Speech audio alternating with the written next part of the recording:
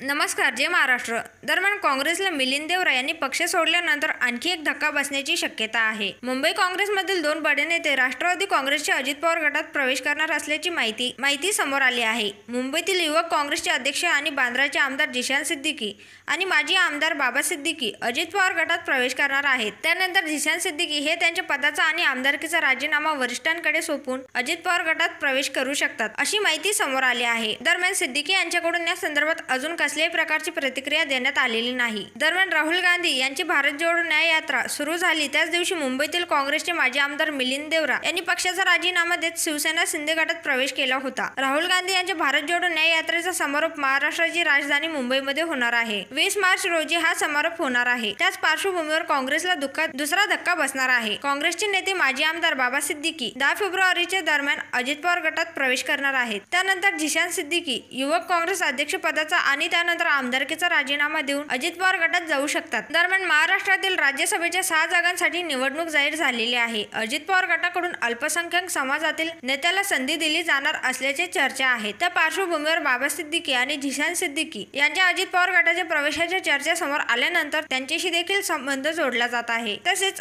झिशान सिद्दीकी हे मुंबई प्रदेश युवक काँग्रेसमध्ये युवक अध्यक्ष म्हणून कार्यरत आहेत. झिशान सिद्दीकी हे काँग्रेसकडून वांद्रे पूर्व विधानसभा मतदारसंघातून आमदार आहेत. आता त्यांना अजित पवार गटात प्रवेश करायचा असल्यास आमदारकीचा राजीनामा द्यावा लागणार आहे.